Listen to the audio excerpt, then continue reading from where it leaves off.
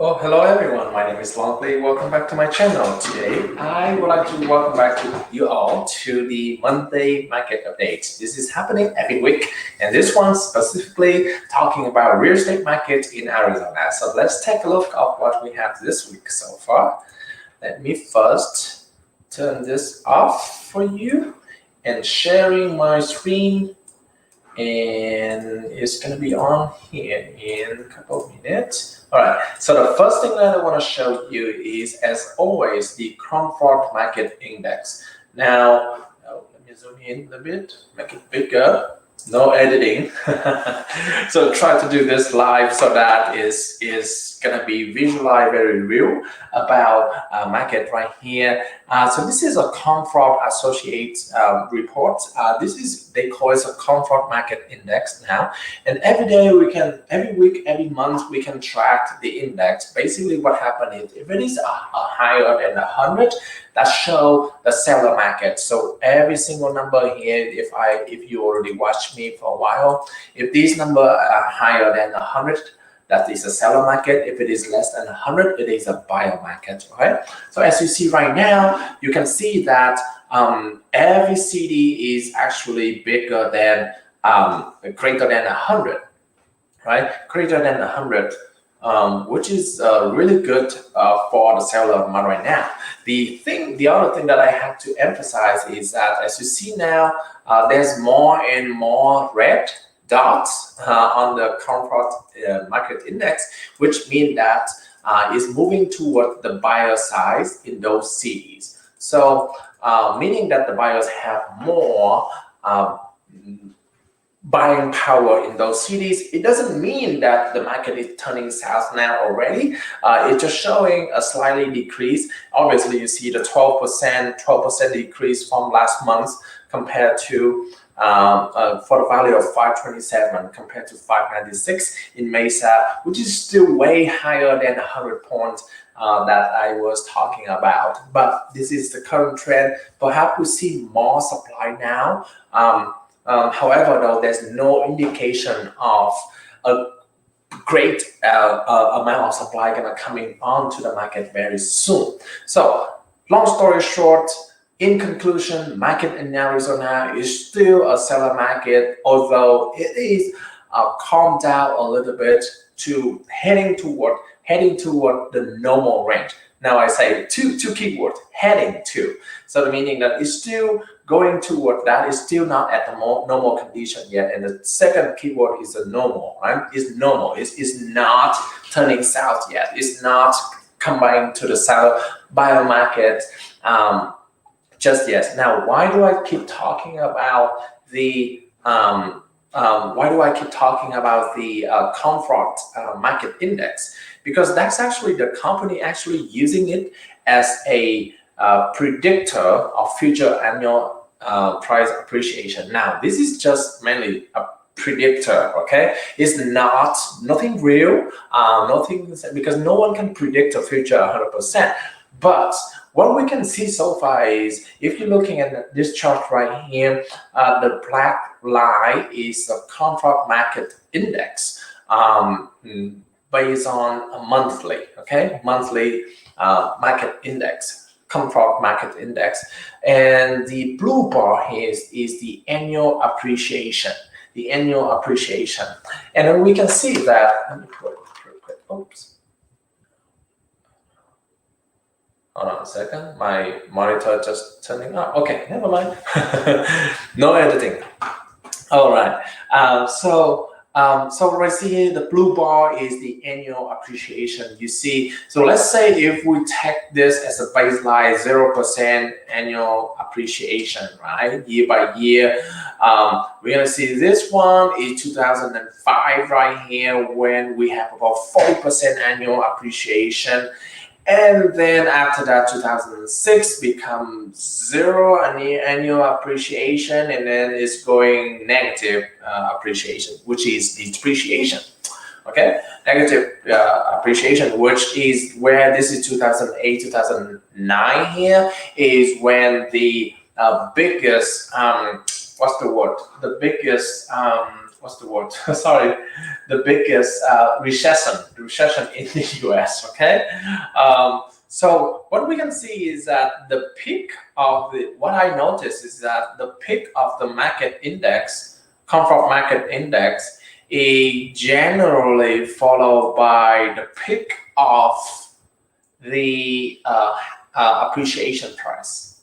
So we see here, this is the peak of market index in 2004 and 2005, and then a couple of years later it has the peak of the appreciation. Similarly, right here, we see kind of a peak in the negative side, and then a couple of years later it's going to the end. Okay, it's going to the end. So that is one observation that I have. Okay, so here similarly we have a peak here, and then we also have a peak here, have a peak here, and we have a peak here, right? So normally the peak of the appreciation gonna be following the peak of the market index. All right. So with that in mind, we can see that the trending at the current situation. I just want to make sure that I'm still sharing.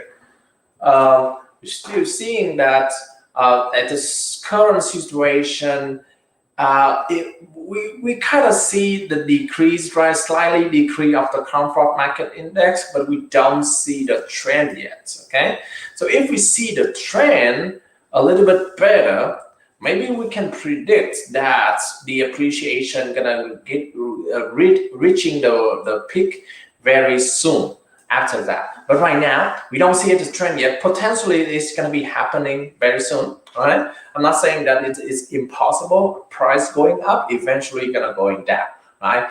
But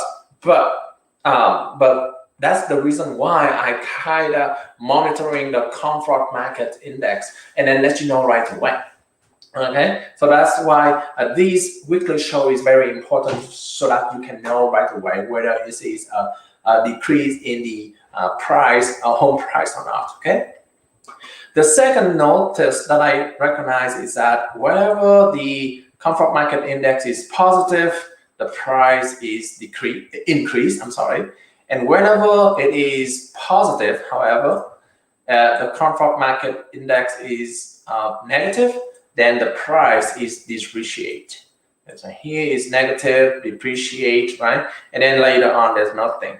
And then as you see here, every single from 2011 to up to now, all the market index is positive. Therefore, the price is going to be a little bit positive there. So those are the two things that I recognize in this, and I want to share with you the reason why I closely monitor the comfort market index, because I believe that this is really good number to show a good prediction right now. Again, this is fairly solely prediction. It's nothing for sure or anything like that, but at least we have some data. It's just not based on opinion, but this is just looking at the data, okay, and then interpret the data. So long story short, I think if the market index continue to going down for the next couple of months, as we see, we're gonna see the price depreciation very soon. How much? I don't know.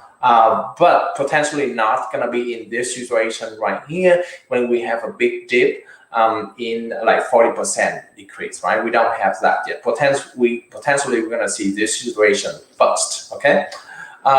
But however, though, if it is going up and it is going up, then the price is gonna, of course, keep going up. Okay, so those are the couple of things that I want to share with you. The other thing, we're running out of time, but the other thing that I want to share is that if we're looking at the mortgage rates right now, it has been going up for a while. For the last couple, I think, can I see? Bad color. Okay, right here is better.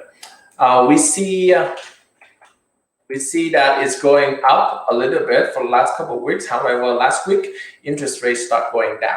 So if people are buying a house right now, at this time, if you lock the rate, it's the best time compared to last couple of weeks, right? But, you know, it could be continue going down for any reason, right? So we'll see. We're gonna monitoring that, let you know right away. The good thing is though, even though if it is going up or going down, the market is still super low compared to.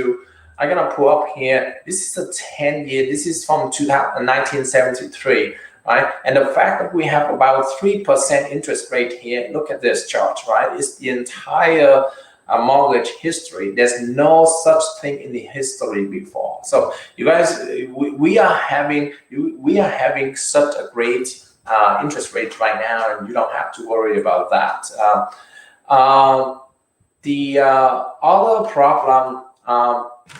No, maybe not. Maybe I will not share this today. We're gonna talk about that in the next video. I think we are running out of time, and I have to move on to the next topic.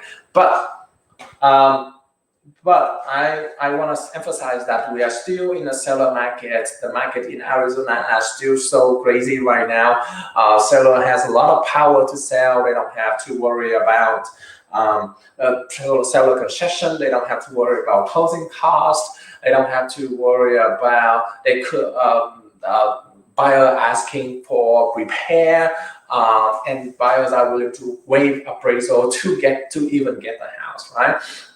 They could get $20,000-$30,000 more than asking, really easy. So if your house is well priced, then those benefits can be on you as well. That is great for you. One thing that I want to ask for the seller is that if you are selling your house, if you have multiple investment property, please sell your house right now. There's a lot of buyers hoping to get a home for their family. Renting market in Arizona is also so high right now that a lot of people are looking for alternative option. Buying a house is one of them. So the investor gonna hate me this way. Don't sell to an investor. If you have a house, sell to a person, sell to a family, a single person, a couples, right? So the real people, so that they can roll their family, roll their own, right? Instead of to a entity that make your property as an investment property. That's all I want to share in today's video, and thank you so much, and hope to see you next time. Bye bye.